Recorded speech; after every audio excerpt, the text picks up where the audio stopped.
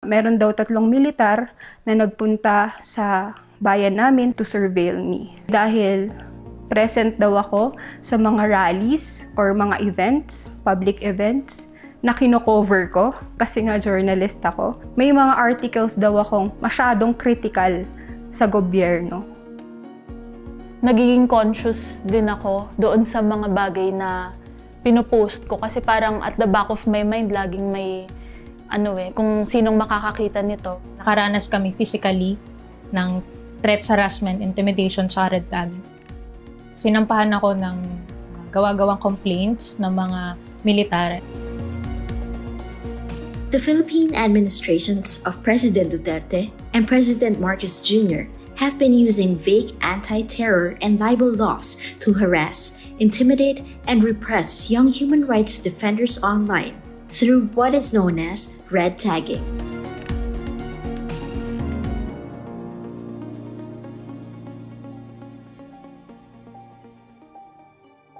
So yung red tagging, it actually intensified nung time ng pandemic.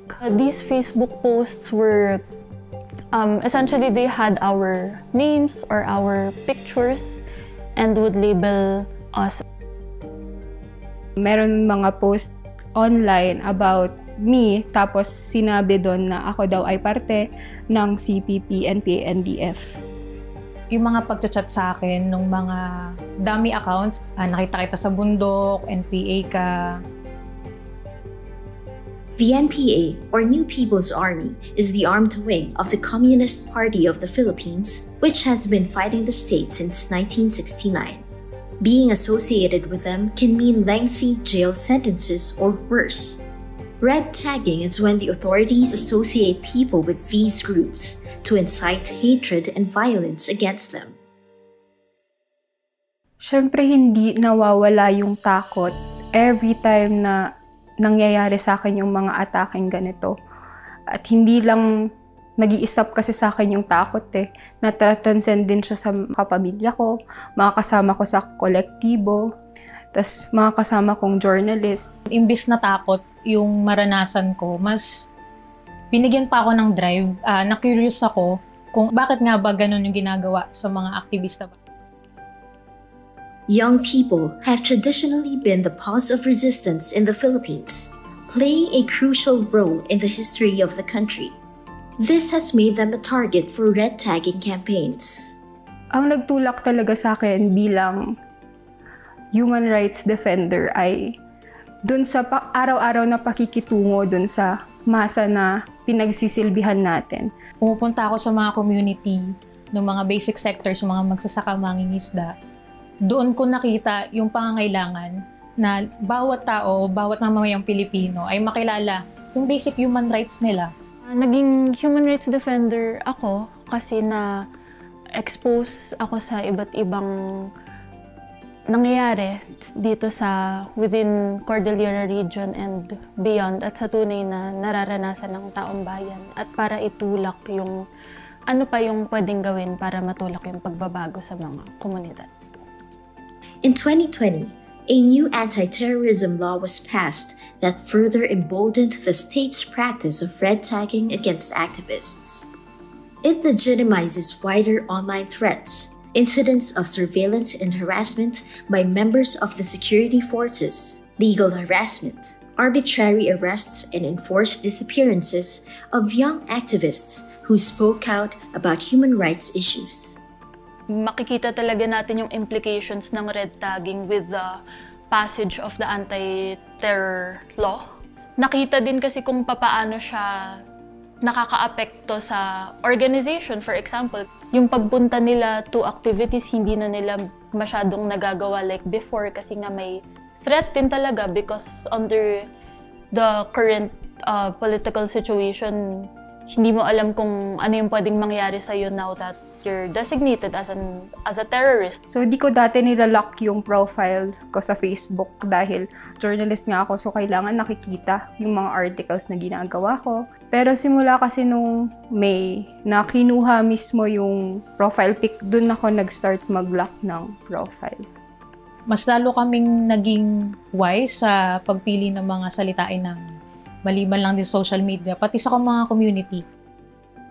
We sent a letter to Meta, the company that owns Facebook, challenging them to step up its content moderation to stop allowing its platform to be abused by state actors that threaten and intimidate young activists. In response, it said, "We will remove content that exposes someone's identity if these allegations could lead to real-life harm." At around the same time, there was a breakthrough for the activists. The Supreme Court of the Philippines granted a writ of amparo, which recognized red tagging as a threat to a person's right to life, liberty, and security. Simula nung pinasa ni former President Rodrigo Duterte yung anti-terror law, tapos yung NTF-L Cap, edi doon na nagsunod-sunod yung mga threat sa mga kapwa-activists at mga normal na mamamayan. Meta, the company that owns Facebook, has allowed its platform to be abused by state actors to threaten and intimidate young activists. This needs to stop. Meta must step up its content moderation and remove threats to human rights defenders so that young people can speak up about their rights without getting attacked. We were able to file a writ of amparo against the regional police here in the Cordillera. The judge decreed that red tagging is wrong, red tagging should not be done, and it does, in fact, harm the lives of individuals. So, nag-file kami ng perjury, or grave misconduct, at mahaba pang mga kaso na sa tingin ko, nararapat para sa kanila dahil sa perwisyong ginawa nila sa akin at sa mga kapwa ko human rights defenders.